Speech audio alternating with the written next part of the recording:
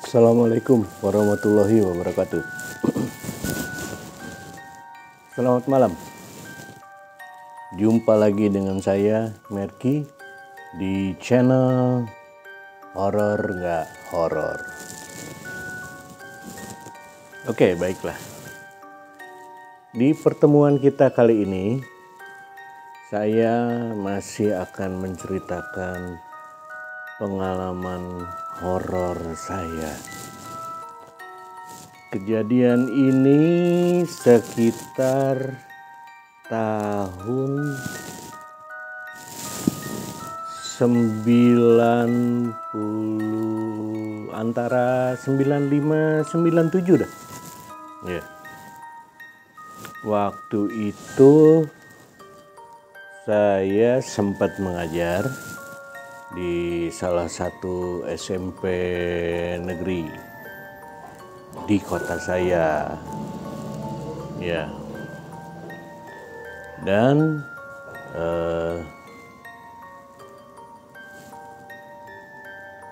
sekolah itu pada saat itu mengadakan camping, ya. Itu ada acara pramuka, ya, pramuka PMR PKS digabung. Kita camping di Cibubur, ya. Jadi dari Sukabumi itu kita ke Cibubur, ya.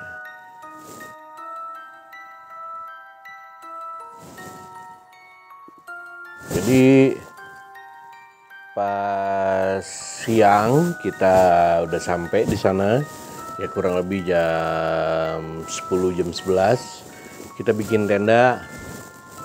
Udah bikin tenda, ya, namanya acara camping kita ada acara masing-masing toh. Lalu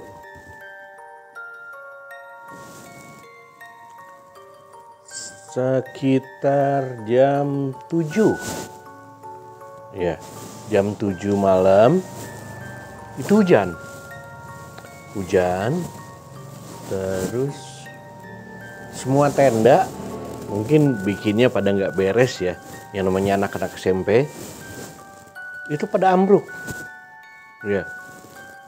Kalau bocor sih udah pasti, ya, bocor bukan dari atas, bukan bocor dari air dari bawah, dan sisanya itu pada ambruk, ya. Ya, akhirnya banyak dari para peserta yang tendanya ambruk itu ngungsi ke tenda posko, ya. Jadi di tenda-tenda guru itu kebetulan tenda guru itu paling gede, dia bikin pakai parasut, ya. Jadi tenda terbuka, bawahnya ini pinggir atapnya aja, supaya nggak kena hujan, pinggirnya itu terbuka semua. Ya, gelar tikar aja di situ.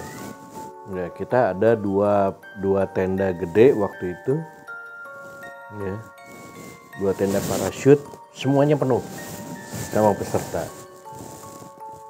Ya, kurang lebih tenda peserta hampir 50%. Dan campingnya bukan sedikit-sedikit loh. Itu peserta yang camping itu sekitar 350 peserta, 350 anak. Ya, bayangkan banyaknya. Oke. Ya. Jadi ruang lingkup apa? Denahnya. Ini di sini tenda guru 2, ya, lalu di tengah-tengah itu lapangan, pinggir-pinggirnya dikelilingin itu tenda peserta. Di sebelah tenda guru di daerah bawahnya itu ada MCK. MCK itu mandi cuci kakus, ya. Nah, di lapangan tersebut pada saat itu baru ditebang, bukan ditebang ya. Rumputnya itu baru dipotong. Ya. Jadi masih banyak bekas-bekas potongan, bukan masih banyak bekas potongan ya. Memang sisa-sisa potongan rumput aja masih bertebaran di situ. Ya.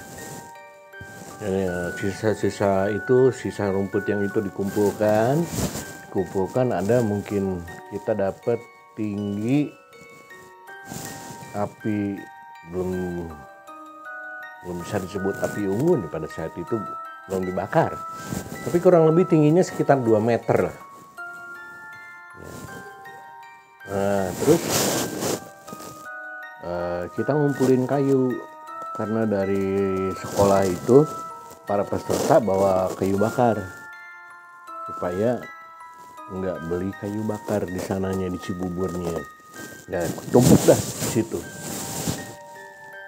setelah itu dibakar. Ya, sebisa-bisanya ngebakar rumput basah. Ya. Jadi kadang apinya membesar, kadang cuma asap aja yang keluar. Nah, ada banyak kejadian di situ. Ya. Kayak misalkan sekitar jam 9 acara udah selesai, dan kita sendiri nggak bisa ngadain acara apa-apa lagi.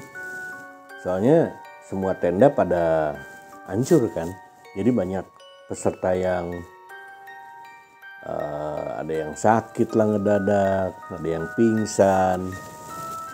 Ya, semua ngumpul di tenda guru. Sisanya itu nongkrong di tenda-tenda yang masih utuh. Ya. Nah, saya nongkrong bareng sama anak-anak yang lain, ya, di tenda mereka. Itu banyak sekali kejadian-kejadiannya. Di antaranya yang saya ingat itu sekitar jam 1 malam. Ya. Itu di tengah-tengah kan ada, kita ngebakar api unggun. Api unggun itu dikelilingi sama peserta, semua gelar tikar. Ya, semua gelar tikar di situ pada tidur. Ya, sekitar jam 1-an lah. Tiba-tiba seorang anak lagi tidur asalnya langsung bangun. Lalu teriak, "Siap, brak, hormat." Bangun dong teman-teman semua. Oh no. Ya, semua orang bangun. Lalu dia tidur lagi. Aduh, ngigo rupanya itu anak. Ketawa lah semua ya. Oke, kurang lebih jam 2:30 saya bilang sama anak-anak, ada di situ anak kelas 3. Kita lagi ngobrol-ngobrol. Ada anak kelas 3. "Bapak mau kacai heula." "Iya mah. Saya mau ke WC dulu, mau ikut nggak?" Gitu. Pak, ikut Pak, saya Pak." Nah, oke, kita bareng lah. Berdua lah kita ke MCK.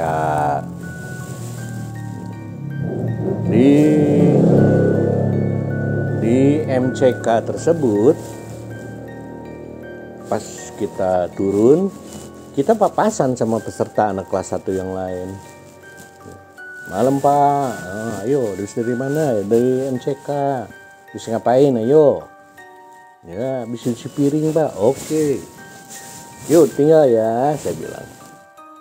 Ya, kita jalan lah ke MCK. Jadi denah MCK itu ruangannya kotak besar, ya. Pintunya ada di tengah-tengah, ya. Lalu di situ sebelah pinggir di sini itu ada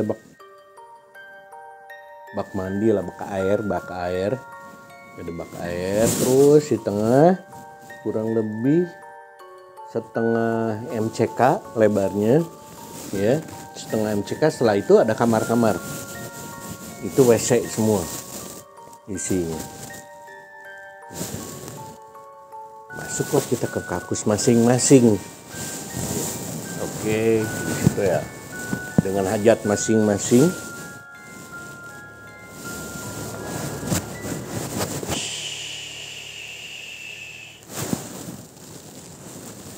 Di tengah-tengah pas saya lagi kencing, jelas di kuping saya ngedengar suara tangisan.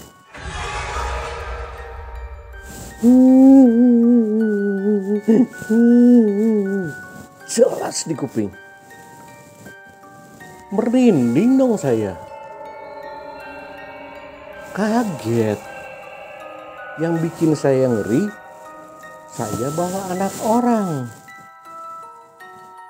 Kalau saya cuma sendirian, oke lah, apa ada ini?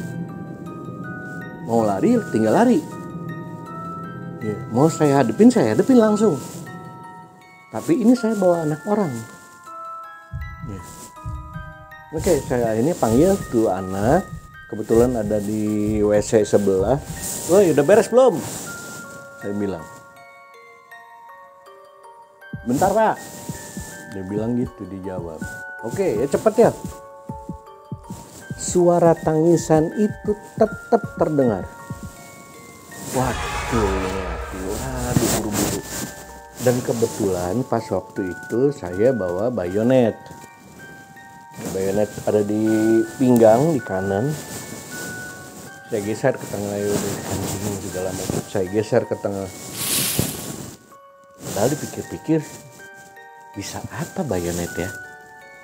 Kalau giliran ngebel gedeg gitu diharapin, itu bisa apa? Ya, tapi pada saat itu ya namanya panik ya. Apa aja saya lakukan dah. Pokoknya murid saya bisa selamat. Oke. Saya ketengahin, udah beres, udah dikancing. Nggak lupa itu. Ya udah di resleting. Ya, itu nggak lupa, bagian itu nggak lupa. Oke. Saya ngelangkah keluar, saya tunggu beberapa langkah di situ. Oke, ayo. Nah, si anak mendekat, saya pegang bahunya. Suara itu masih terdengar. Saya jalan sampai ke pintu. Pas saya buka, suara tangisannya makin kenceng. Makin kenceng. Astagfirullahaladzim. Makin kenceng nih. Saya tutup lagi. Makin kenceng. Saya buka. Saya tutup lagi. Saya buka lagi. Saya buka pelan-pelan.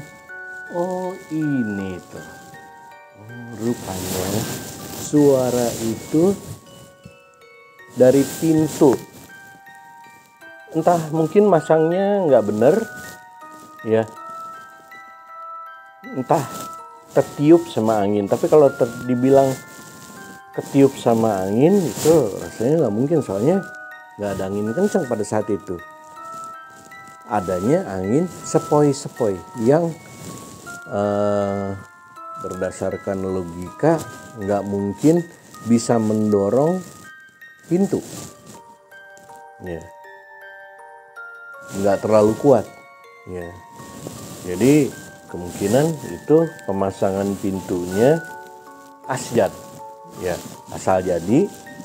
Jadi kalau giliran pintu itu ditutup, dia akan terbuka sendiri, miring ya, mungkin engsel pintunya atau engselnya ya itu miring. Jadi giliran kalau kita tutup, dia terbuka sendiri. Nah, pada saat terbuka, dia mengeluarkan suara seperti suara orang nangis. Ngeri lah saya, takut sekali. Yang saya takutkan bukan apa-apa, ya, Saya bawa anak orang. Kalau saya sendiri mah lari.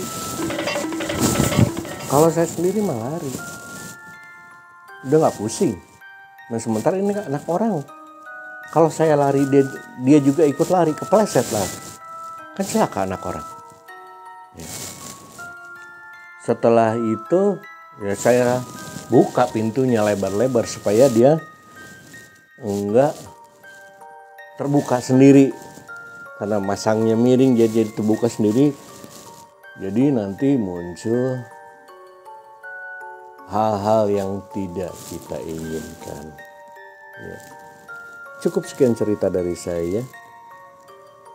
Mohon maaf apabila cerita ini kurang horor.